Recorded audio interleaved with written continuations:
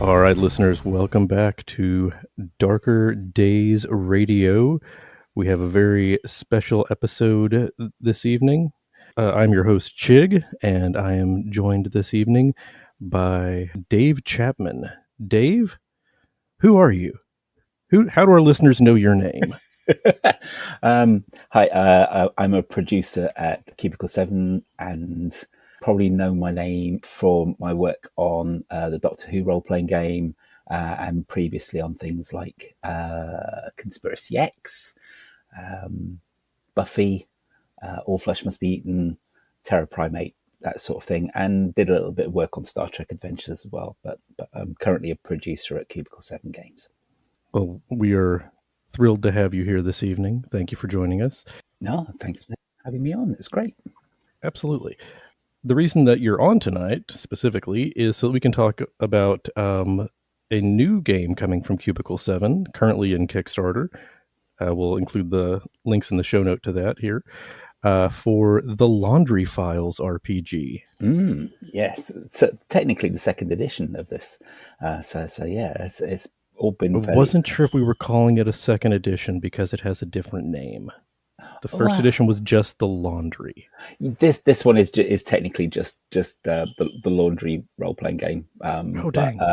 That's no problem. But yeah, it's technically a second edition.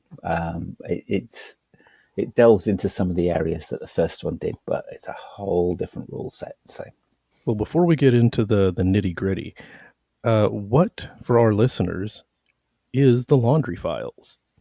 The Laundry Files is a series of novels by Hugo Award-winning author Charles Stross. It's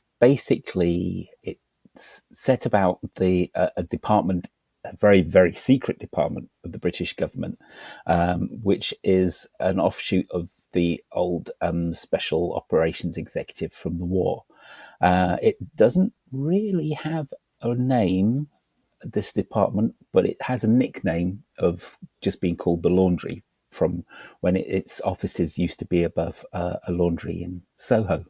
The department itself is tasked with, I think the best way to describe it is investigating supernatural threats. It's very, it feels very X-Files meets Delta Green along those lines. But if you imagine that being written with a heck of a lot of bureaucratic humor and almost Douglas Adams-esque laughs in there, along with the Lovecraftian doom and gloom and imposing cosmic horror as well. Most of the books follow an IT help desk guy called Bob Howard, who's tasked to basically stop incursions from alternate dimensions of tentacled horrors. That is a fantastic summation of an amazing book series.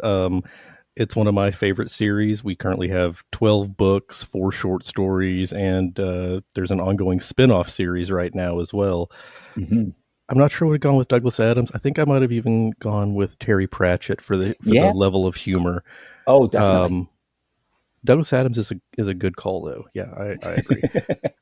So, will I need to have read the novels or the stories to enjoy the game?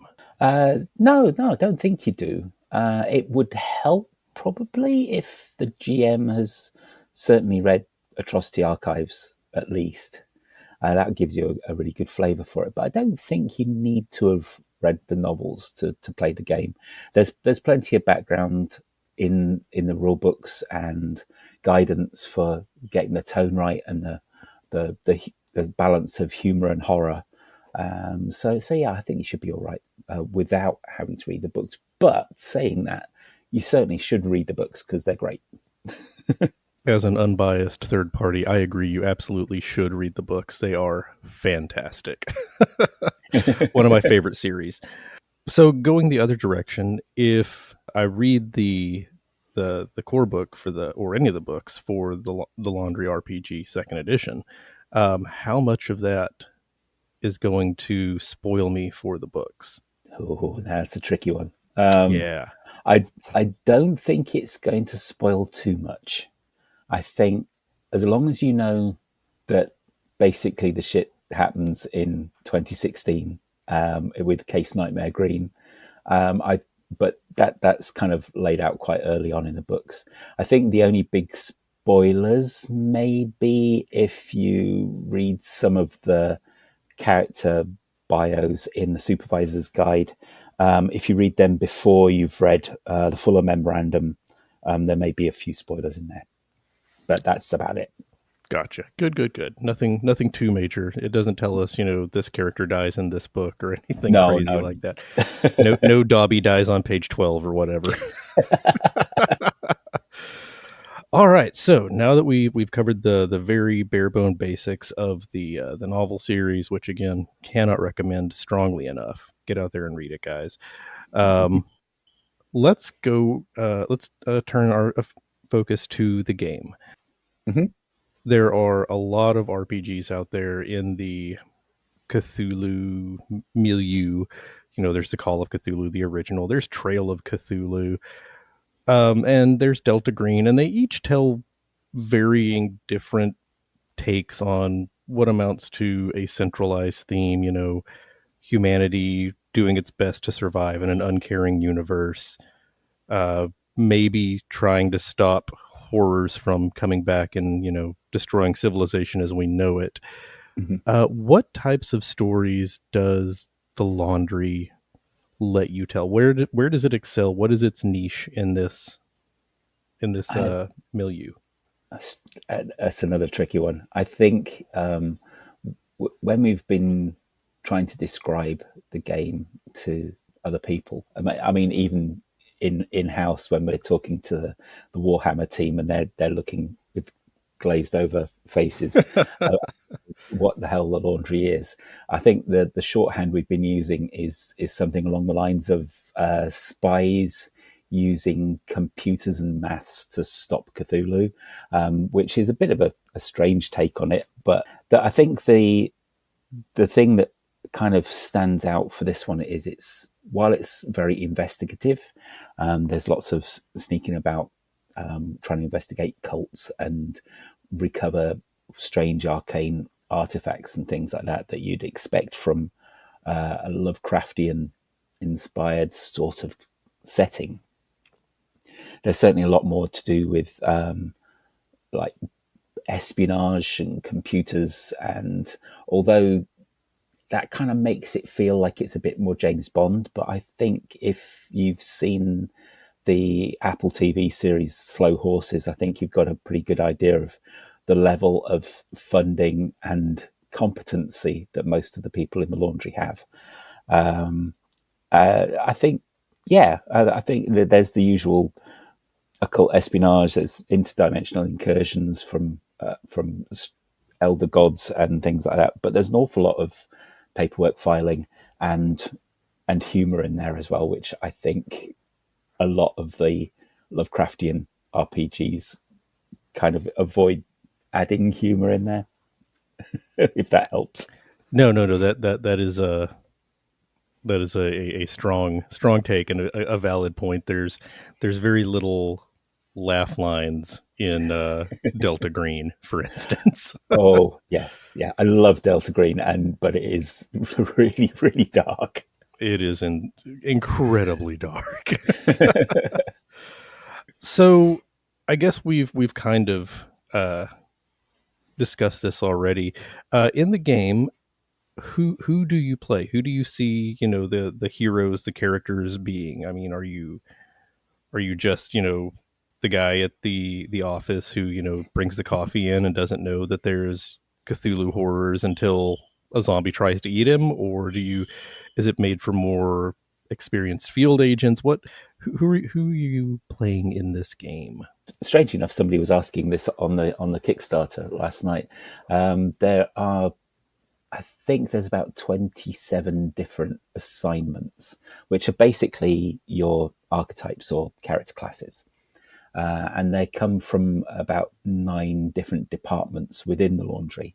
So you can be anything from an accountant, work in the legal department, computer help desk, and then it goes right the way up to the more action orientated, I'd like to say, types of characters. So where you get counter possession exorcists, plumbers and cleaners who, they're really not what you think, and right up to Oculus, which are like supernatural SAS, basically, and all of them, all of these assignments are basically your day job. You've been recruited to the laundry usually because you've either seen something that you shouldn't have done and they couldn't erase your memory, or you've got a particular skill or talent that the laundry has targeted as being useful to the cause, basically.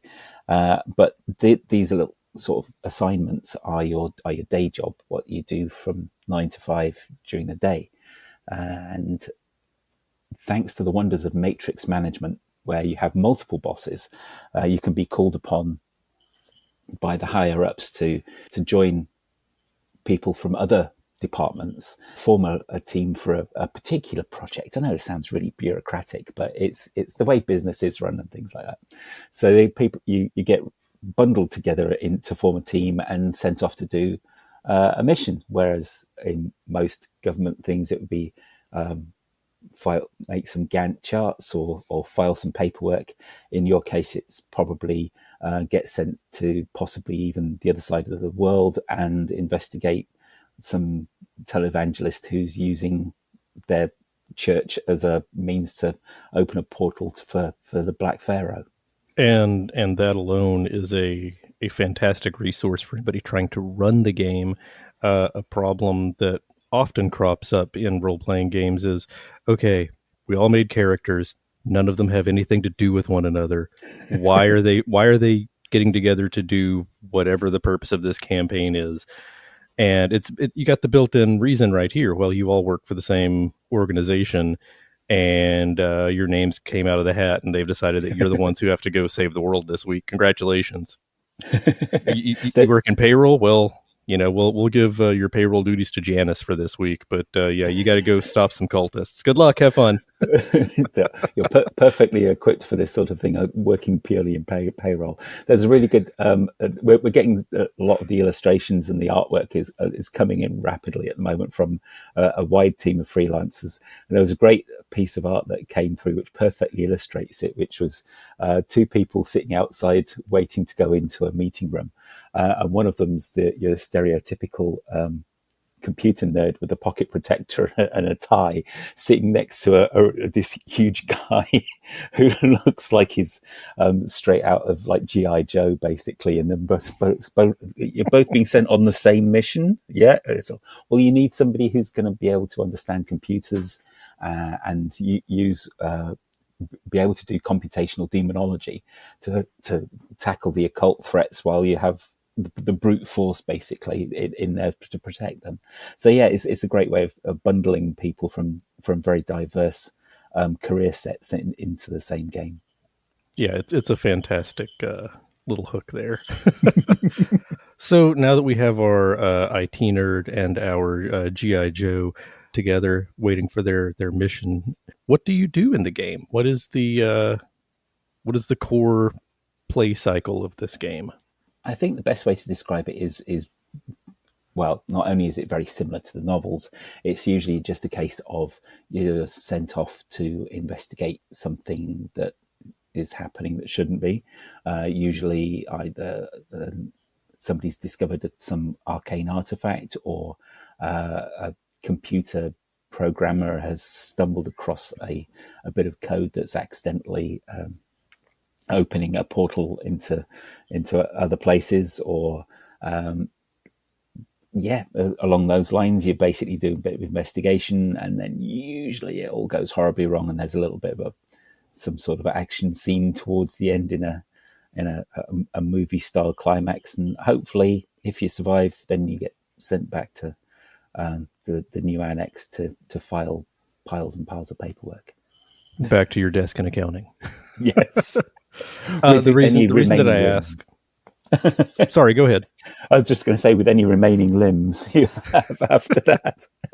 You can do double entry bookkeeping with one leg. You'll be fine. Yep, The reason that I ask, what do you do in the game, specifically for licensed works like this, is in a lot of licensed works, it seems like maybe you're doing things that are on the outskirts while the main story is happening over in the books or the movies or what have you, Mm. and there's not a lot that you do that affects the setting. I mean, obviously, it'll affect your setting at your table.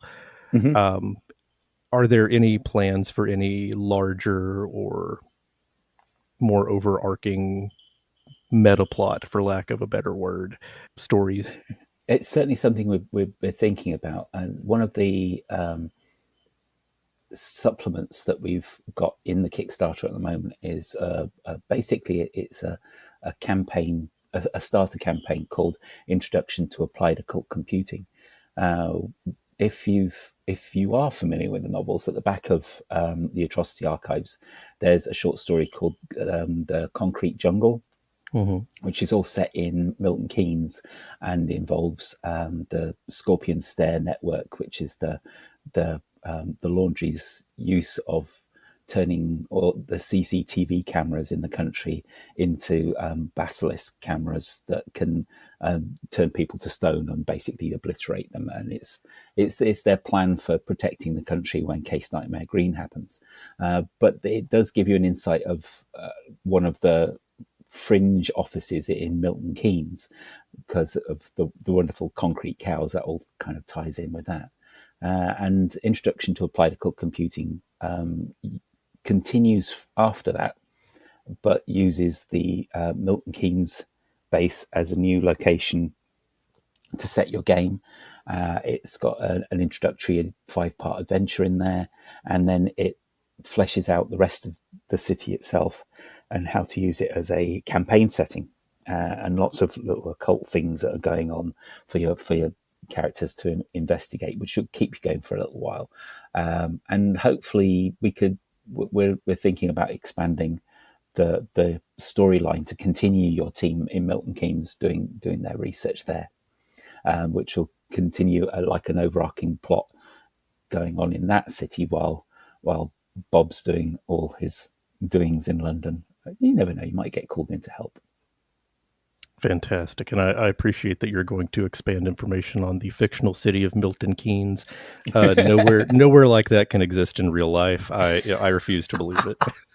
Well, my only disappointment is that there is a legendary roundabout. I know Milton Keynes has got plenty of roundabouts, which it can feel like a bit of an alien concept for people outside of the UK. But there is a great roundabout which people should look it up on Wikipedia, called the Magic Roundabout, which is a series of 5 roundabouts that connect together to make a pentagram. Now, if that isn't an occult ritual waiting to happen, I don't know what is. As a resident of Texas in the United States, even I am aware of the roundabouts of Milton Keynes. World famous. So let's get into the system that we're going to be using when we play the Laundry. The first edition used, I believe, the basic modification of the basic role playing system that was made famous in Call of Cthulhu Mm-hmm. and other Chaosium games. Um, uh, you're moving away from that for the second edition, though. Is that right? Yes. Well, basically, there was, I think, the Chaosium wanted to pull back in ownership of the D100 game system, sort of mid 2010s. I think 2015. I think was the last laundry product that was used the first edition. Although they've made it public license again recently, we thought to avoid any problems like that, we'd use one of our own game systems. So this time around, we're using the C7D6 system that was developed initially for, and I have to get the title right because it's a complicated one, Warhammer Age of Sigmar Soulbound. While initially you think that's a strange choice for the game system, it's pretty simple. It's quite a simple D6 dice pool system but it scales nicely. Because Soulbound is very designed for really heroic, powered characters. But the more recent supplements that have come out, like Ulfin Khan, kind of brings it back down to a gritty, dark street level, which is a great starting point for any laundry campaign, because let's face it, you're going to be an accountant or an IT nerd sent out into hostile environments. So that works quite well. But if you read the laundry novels, you'll know that as the timeline progresses and things get closer to Case Nightmare Green, the more and more people start having strange abilities. I don't want to spoil anything, but the scaling of the power structure and the abilities that characters can have works nicely as the timeline progresses. Awesome. Listeners to Darker Days Radio, of course, will remember that we have covered the Age of Sigmar game, and I'm not going to use the whole title because I forget it. And we've actually done a live play, so if you want to go back and listen to those episodes to get a little handle on the system that we'll be using here, please do. They're in the archives. So it is indeed a fantastic system, and I enjoyed playing it when I did. So yeah, I can absolutely see how that would fit the setting. Like you said, the scalability is right there, so that works great. So as I mentioned at the top of the show, there is an ongoing Kickstarter right now, and I believe it has 12 days to go at the time of recording. It'll probably be a couple fewer days by the time you're listening to this. How's the Kickstarter going? Absolutely blown away by the response. It's been great. As you say, Kickstarter I think finishes May the 1st, sort of in the afternoon for us in the UK. But yeah, it's been doing great. That first week just completely blew us away, and I think the conversations we've been having with Charles Stross as well, I think he's been very, very happy with the way it's been going as well. So yeah, it's been great. Hopefully, we can unlock even more stuff as we go into the last week. I know the last weeks of most Kickstarters, there's a little bit of a surge of people not wanting to miss out at the last minute. So yeah, hopefully we'll be able to unlock even more goodies. Yeah, I think that there have been five stretch goals unlocked so far. Another 2 have been revealed. More to come. Get in on it, listeners. I backed. Well, thank you. Oh yeah. You can't keep me away from the laundry files. Is there anything else that you wanted to talk about since we have you here? You got an audience if you want to say something. No, but basically, check out the Kickstarter. There's always some updates going on there every few days, letting you know how the game system works, what the covers of the books are like, any new artwork that we get coming in, we'll share as it progresses. Otherwise, keep an eye on cubicle7games.com, where you can keep up with anything else that we're doing along the lines of any of the many Warhammer lines or Doctor Who. And we should have another Kickstarter before the end of the year for the new edition of Victoriana, which is looking particularly gorgeous as well. I've seen some of the artwork for that. It looks fantastic. And otherwise, you can follow me at autocratic.com. The last C is a K instead, where I blog about gaming, and also I host a yearly incentive in August called RPG a Day, which tries to get people talking in a positive way about role-playing games for the entire month of August. We need more positivity in the gaming hobby. Exactly. So bless you for doing that. Thank you. All right. I want to thank you for joining us this evening, Dave. I know that you're a busy man. I'll let you get back to it. Listeners, this has been Chigg from Darker Days Radio. As always, you can find us online at darker-days.org. You can find all of our social medias at linktree/darkerdaysradio. We are still on Twitter, though I think we're mostly just posting when we have new episodes there. So don't find us on Twitter. Leave Twitter. It's a horrible place. It is. We are also on Facebook at Darker Days Radio. We're on Instagram, Tumblr, etc. We're on all the good places. We're on YouTube. You can find all that at our linktree/darkerdaysradio. Like I said, Dave, it's been a pleasure. Thank you so much for joining me this evening to talk about the laundry. Anytime. It's been great. Thank you. And listeners, stay safe out there.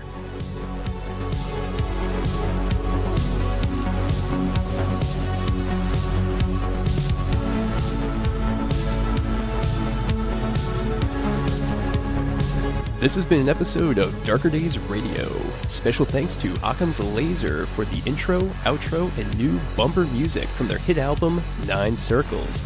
Check out the rest of their work at occamslaser.bandcamp.com.